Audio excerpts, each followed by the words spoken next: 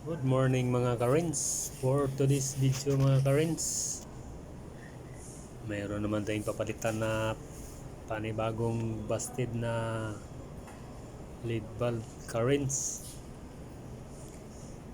So ito, nailagay na natin yung hagdan. So ano pang inantay natin? Akyatin na natin Karins. Palitan na natin ng bagong lead valve para kaya nga ang sabi nga ni Meralco, may liwanag ang buhay. Yun, muliwanag na Karins. Okay na. Ito pala mga Karins ay tinatawag na columbarium. Yung nilalagyan ng mga abo. Yung cremated remains. So ito po siya mga Karins.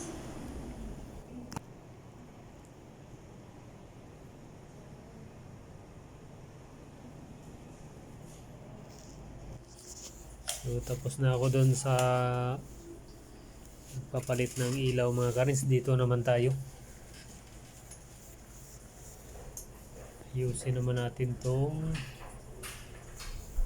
molding. Lagyan natin ng no more nails yung bostick. Ito pala ay area sa yung utility room sa may CR kung saan magpiga ng map. Dito po yun Karins. So nilagyan natin siya ng yung plastic molding, nilagyan natin ng dikit. Ito pala mga Karins, dahil magtaka kayo bakit may switch dito na nakalagay. Dahil gusto ni sir na kung walang gagamit dito sa utility room ay i-off niya yung ilaw para hindi naman gano'ng magasto sa kuryente. So meron tong pinaka pin switch mga Karins sa main door. So binaypass natin dito, nilagyan natin ng sariling switch. So puntahan na natin yung kanyang pinaka main switch dito sa labas. Dito mga Karins. Pindutin natin, ma-off yun doon. Ayun o. So kaya nilagyan ng sariling switch yun, binaypass ko para yun nga, kung wala nang gagamit doon sa utility room, i-off niya yung ilaw para matipid naman. So okay na mga Karins, molding saka amco box. Okay na kayo ay. So okay na tayo dito mga Karins. Iba naman yung gagawin natin dito sa may CR. So dito naman tayo gagawa sa kabila. Ang gagawin naman natin dito ay mayroong lost thread na screw. Yung rosette hindi na natin mabuksan eh. So ang gawin natin, kahit anong tip natin, ayan, hindi na umangat eh. Katulad dito, ipapakita ko sa inyo ito. Ayan. Pagpihitin natin ng cordless. Yaw. Dito, ganun din. So, ibig sabihin, malustrid na sa katagalan sa kaikot dahil hindi talaga siya nabuksan. Pero ito, ayan, kaya naman ito. So, ang gagawin ko dun sa yung katabi nito na hindi siya mabuksan, yung dito sa pastel. Umikot lang yung cordless ko pero hindi na isama yung rosette screw. Lustered na siya mga Karins. Ang gawin natin, may na tayong rito, katingin natin ang cutting grinder na nilagyan ko na ng cutting disc.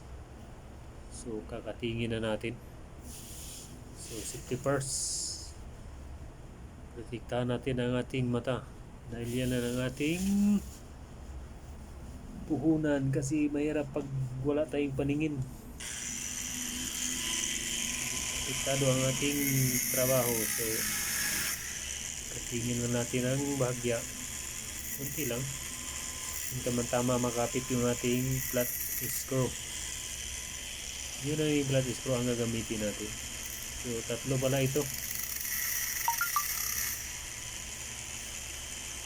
So, dahan lang.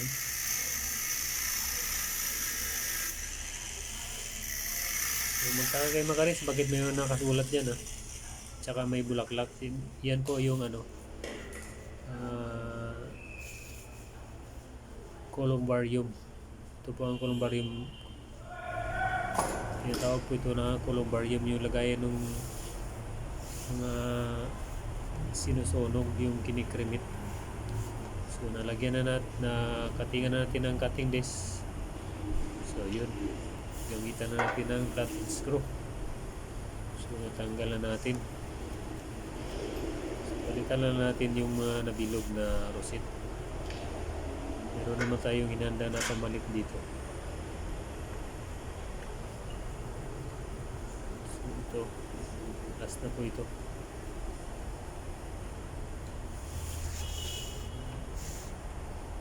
Ito yung ating trabaho dito mga karins sa columbarium bilang isang maintenance electrician all around, hindi lang pang ilaw, pang kuryente, hindi pang repair, pang lagay ng halaman, trim ng halaman ay ating ginagawa. So ito na mga karins, pinalitan natin ng panibagong receipt. So okay na siya.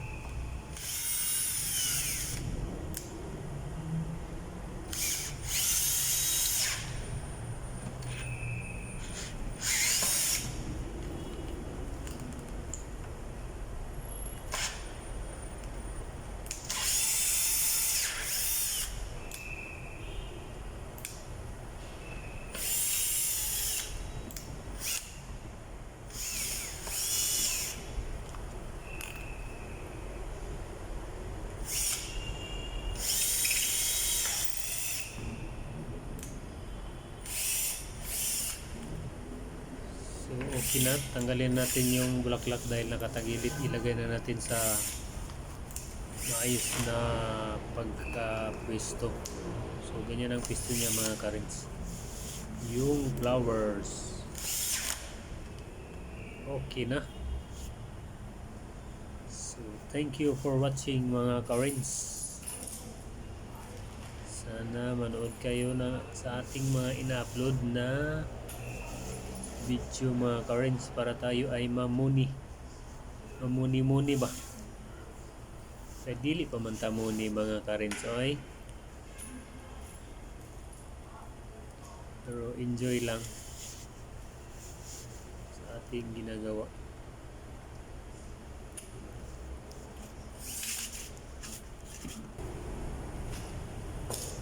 Okay na mga karins, approve ang ating ginagawa, success.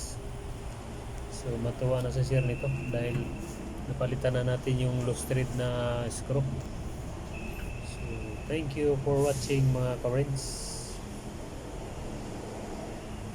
Bye bye.